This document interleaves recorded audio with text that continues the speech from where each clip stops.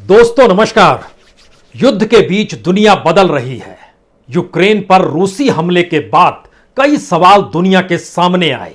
पहला सवाल तो यही था, क्या वाकई नाटो सेना रूस से दो दो हाथ करने के लिए मैदान में आ जाएगी। दूसरा सवाल था, क्या वाकई नई विश्व व्यवस्था इसके बाद खड़ी हो जाएगी। तीसरा सवाल था, जो कोल्ड वार के दौर की स्थिति थी, क्या उसके आगे की परिस्थिति में अमेरिका और रूस आमने सामने आकर खड़े हो जाएंगे। और चौथी स्थिति थी, इन सब के बीच चाइना जिस विस्तारवादी नीति के आश्रय चलता है, उसमें अब उसकी बाजार अर्थव्यवस्था क्या वाकई उड़ान भर लेगी। लेकिन इन तमाम परिस्थितियों के बीच पांचवां सवाल सबसे बड़ा खड़ा हो चला है, और यह पांचवां सवाल पेट्रो डॉलर से जुड़ा है। दुनिया में कच्चे तेल को खरीदना हो बेचना हो, डॉलर के जरिए ही होता है, और डॉलर की मजबूती इसी आश्रय दुनिया पर राज करती आई।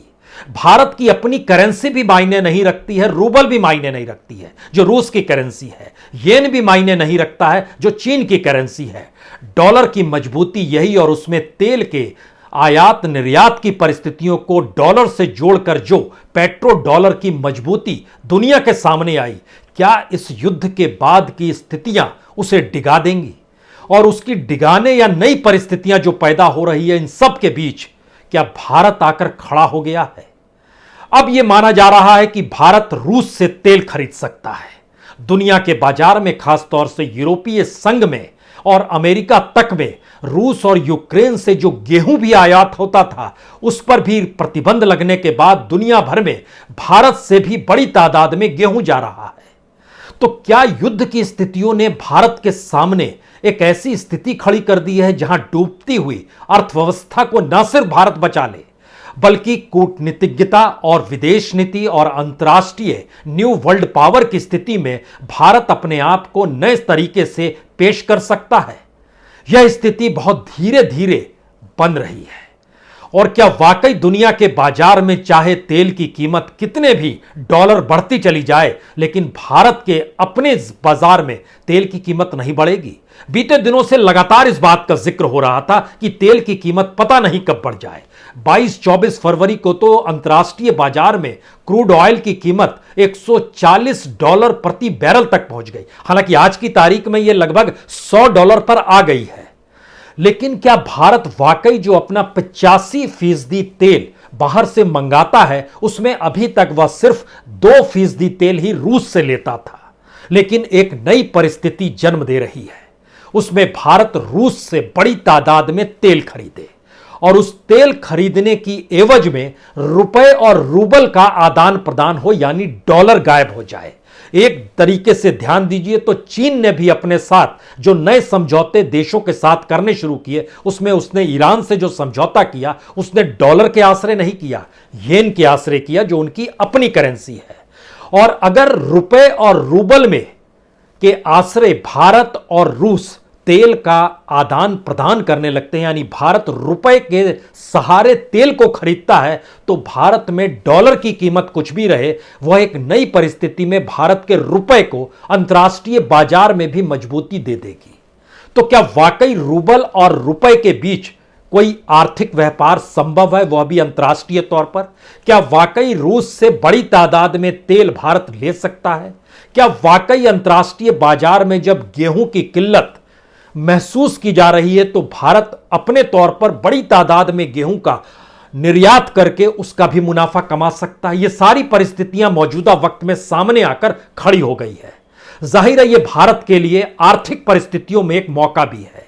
पिछले दिनों व्हाइट हाउस में भी एक सवाल किया गया कि अगर भारत रशिया के साथ तेल का समझौता करता है, यानी उससे वह क्रूड ऑयल खरीदता है, तो क्या भारत पर प्रतिबंध लगेंगे।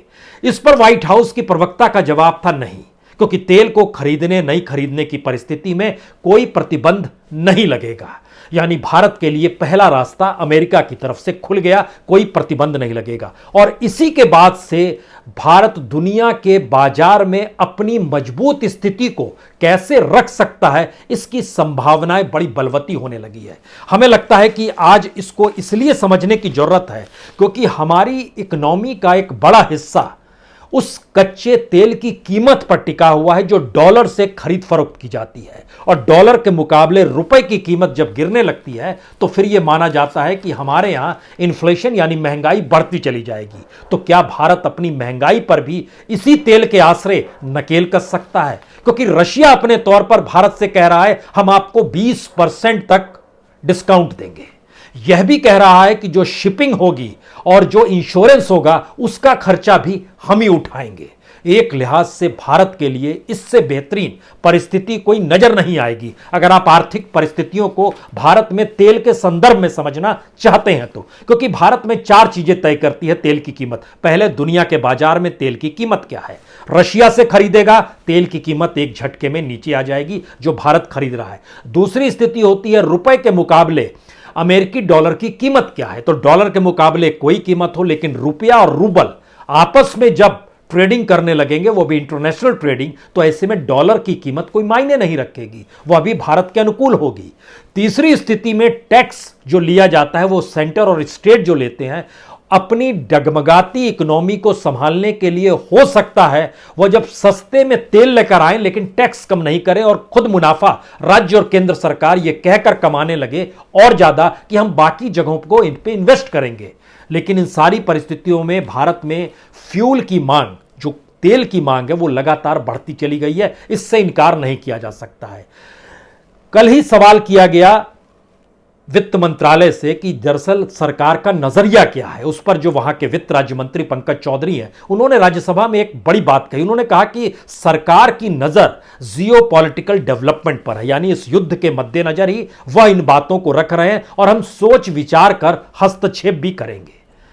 अब यह सवाल है कि क्या वाकई ऐसी स्थिति आ रही है जहां भारत और रूस क्रूड ऑयल समझौता करने की दिशा में बढ़ रहे हैं? जो मैसेजेस आ रहे हैं वो बहुत साफ बतलाते हैं, हां इस दिशा में चीजें बढ़ रही हैं और डॉलर के साथ यह समझौता नहीं होगा। क्योंकि जो प्रतिबंध अमेरिका ने रूस पर लगाए हैं उसमें जाहिर है डॉलर भी, रूस के साथ उसका बिजनेस खत्म हो गया, तो रूस कतई नहीं चाहेगा कि बिजनेस डॉलर के साथ हो, क्योंकि अंतर्राष्ट्रीय बाजार में उसे अपने रूबल को भी मजबूत करना है।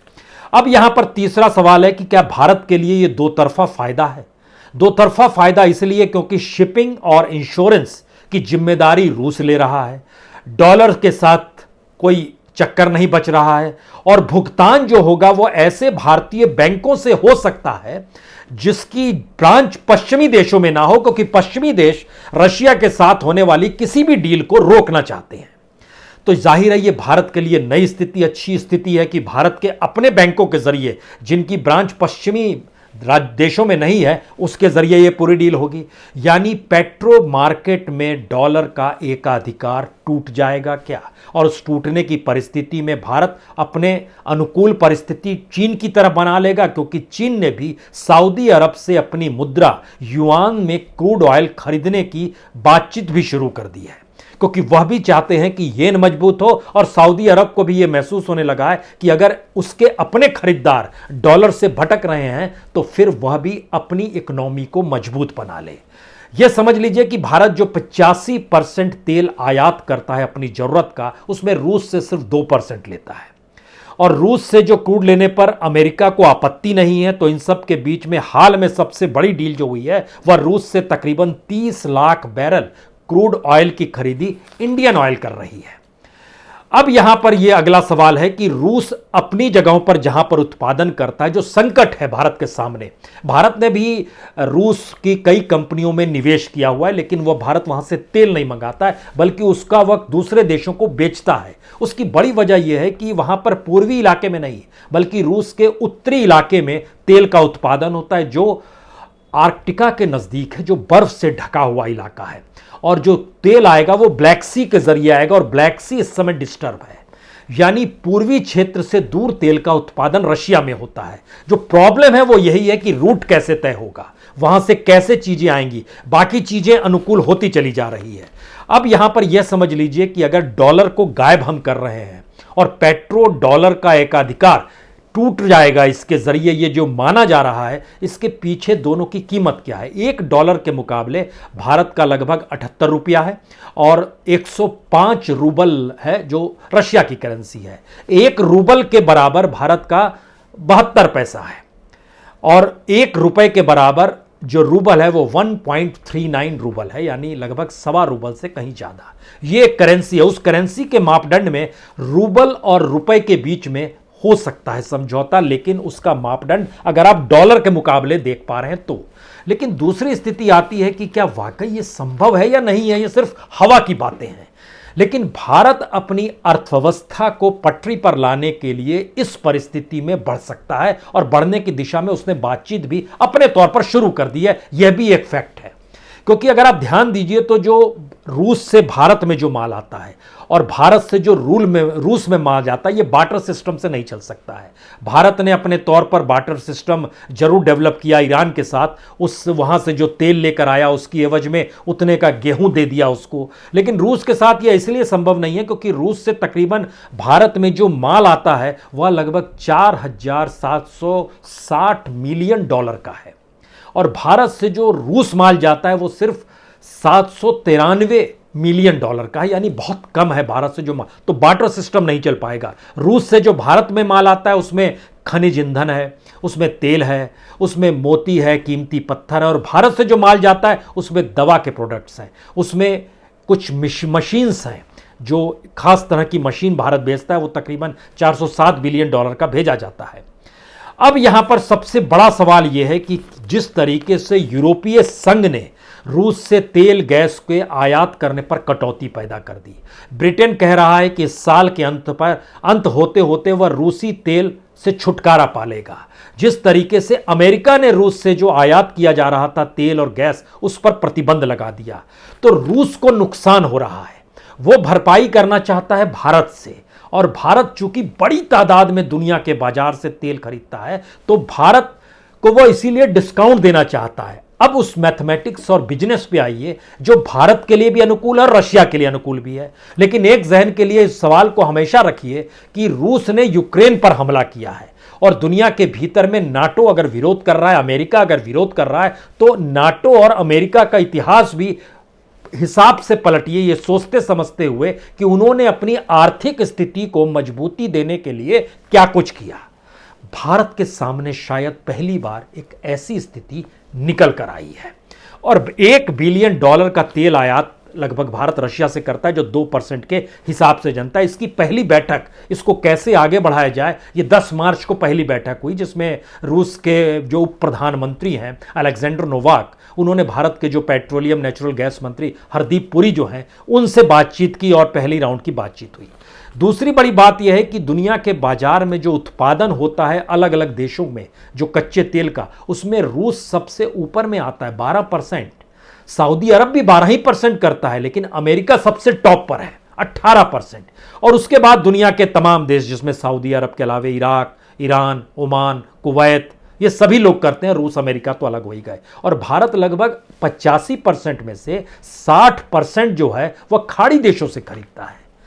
अब अगला सवाल यह है कि भारत सिर्फ 2% करता है, और पहले राउंड में क्या भारत 15% तक जा सकता है, क्योंकि खाड़ी देशों के साथ उसका तेल आयात बना रहे, और उसके पैरेलल में रूस के साथ वह अपने तेल आयात को बढ़ा दे, न सिर्फ तेल बल्कि नेचुरल गैस के साथ भी। और भारत ने चूंकि रूस में लगभग 16 बिलियन डॉलर निवेश भी किया हुआ है वहां की कंपनियों में, तो क्या ये सारी चीजें एक नई इकोनॉमिक परिस्थिति भारत और रशिया के बीच आर्थिक समझौतों के मद्देनजर जुड़ रही है? और अमेरिका की इस पर पैनी नजर है। लेकिन अमेरिका जब यह कहता है कि तेल की खरीद फरोख्त को लेकर हम भारत पर प्रतिबंध नहीं लगाएंगे, और भारत जब यह कहता है कि हम तेल खरीद लेंगे, लेकिन इसके साथ पेट्रो डॉलर की परिस्थिति है, अगर उस पर चोट होगी तो अमेरिका क्या करेगा?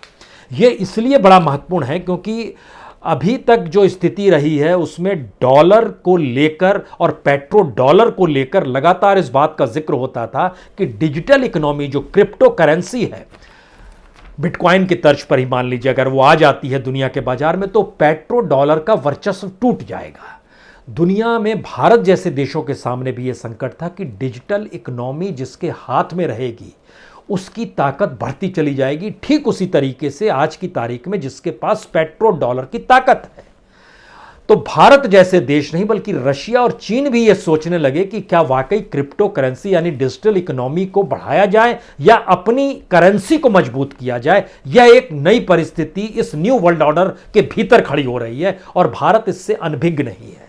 शायद भारत इसीलिए उस आर्थिक समझौते की दिशा में बढ़ने का प्रयास अब करने लगा है जिसमें हो सकता है आने वाले दिनों में रशिया के साथ आर्थिक संबंध कितने प्रगाढ़ हो गए और उसके कौन से तरीके होंगे, इस पर दिशा तय होने लगी।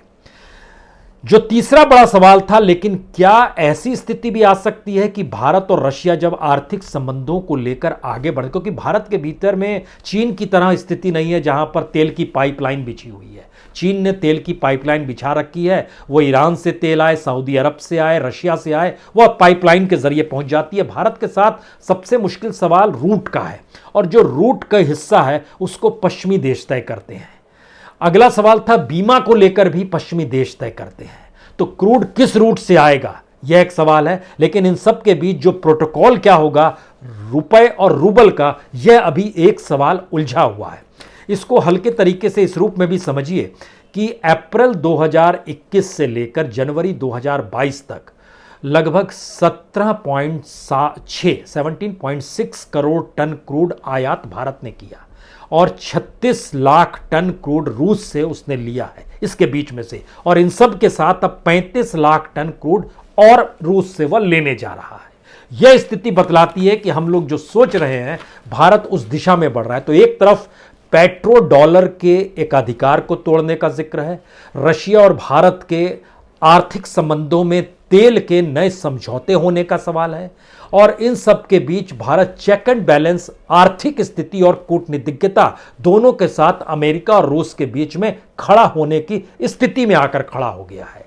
क्योंकि इसमें सिर्फ अगर तेल को जोड़ रहे हैं तो थोड़ी देर के लिए आपको यहां पर गेहूं को भी जोड़ना होगा, क्योंकि वीट का प्रोडक्शन जो है और वीट का जो दुनिया भर में एक्सपोर्ट किया जाता है, मैक्सिमम एक्सपोर्ट रूस से होता है। रूस और यूक्रेन दोनों जितनी बड़ी तादाद में दुनिया में जितना भी गेहूं का निर्यात होता है, अगर सबको मिला दीजिएगा तो रूस और यूक्रेन दोनों मिलकर लगभग 33% एक्सपोर्ट यही दोनों देश करते हैं, जिसमें से लगभग 24% रशिया करता है और लगभग 9% यूक्रेन करता है। इसके अलावे कनाडा लगभग 12.5% करता है, अमेरिका जो है यह लगभग 12.25% करता है, फ्रांस जो लगभग 10.5% करता है। भारत चीन के मुकाबले दूसरा बड़ा देश है जहां पर गेहूं सबसे ज्यादा होता है, लेकिन गेहूं निर्यात भारत सिर्फ 1% करता है। और इस दौर में जब दुनिया के बाजार में रूसी गेहूं नहीं पहुंच पा रहा है, तो भारत के जरिए लगातार मध्य प्रदेश से ही एक महीने के भीतर लगभग 60 से 90 लाख क्विंटल यूरोप और अमेरिकी देशों में गेहूं का निर्यात किया गया है। और इसका अगला सवाल यह है कि भारत के भीतर में जितना गेहूं होता है, भारत के भीतर में गेहूं की खपत उससे कम है। उसमें अगर एवरेज निकालिएगा तो सामान्य स्थिति में लगभग 50 लाख टन गेहूं जो है हर बरस बसते चला जाता है। लेकिन भारत का जो अपना सिस्टम है, जो बफर सिस्टम बनाया हुआ है और सारी चीज़ें हैं, इसमें ये जानिए कि दुनिया के बाजार में 2012-13 में भारत ने रिकॉर्ड निर्यात किया था गेहूं का लगभग 65 लाख टन। इस बार वह भी रिकॉर्ड टूट रहा है। तो भारत के लिए एक नई परिस्थिति अंतर्राष्ट्रीय बाजार में बन रही है, जो शायद युद्ध की परिस्थितियों से निकली हुई है। लेकिन जो आखिरी सवाल सबसे बड़ा है, जब पेट्रो डॉलर पर आंच आएगी, जब भारत एशिया, खासतौर से साउथ ईस्ट एशिया में भारत को लेकर अमेरिका की रुचि जो अभी तक रही है, तो क्या वो किसी नए प्लेयर को खोजेगा? और नए प्लेयर को खोजने की परिस्थिति में क्या चाइना, पाकिस्तान, इनकी भूमिका क्या होगी? और चीन जो अपने बाजार को रशिया के आश्रय भी अब बढ़ाने की दिशा में भी बढ़ रहा है और अमेरिकी इकोनॉमी को चैलेंज भी कर रहा है, क्या इस दिशा में भारत अपने स्वावलंबन की परिस्थिति में आकर खड़ा हो सकता है? खासतौर से तब जब रूस की रुचि है कि भारत उसके साथ बिजनेस करे। और यही सबसे बड़ा सवाल अब का हो चला है कि अगर क्रूड ऑयल के साथ बड़ा समझौता रशिया के साथ हो जाता है और रूट, बीमा और शिपिंग, इस पर अगर सहमति हो जाती है, तो फिर यकीन जानिए जिस महंगाई को लेकर भारत परेशान है उससे भी मुक्ति मिलेगी और अंतर्राष्ट्रीय बाजार में जो क्रूड ऑयल को लेकर भारत के आम लोगों की धड़कनें बढ़ जाती है, पता नहीं किस दिन पेट्रोल की कीमत बढ़ जाए, डीजल की कीमत बढ़ जाए, और खास तौर से तब जब डीजल पर निर्भर भारत का किसान जो है सिंचाई व्यवस्था को लेकर लगभग 48% तक उस पर निर्भरता है, और उसकी कीमत ना बढ़ने देना या उसे कम कर देना भारत की इकोनॉमी के लिए कितना लाभदायक होगा, यह सिर्फ सोच लीजिए। यह एक नई विश्व व्यवस्था का आर्थिक चेहरा है जिसके बीच में भारत आकर खड़ा है। बहुत बहुत शुक्रिया, बहुत बहुत शुक्रिया।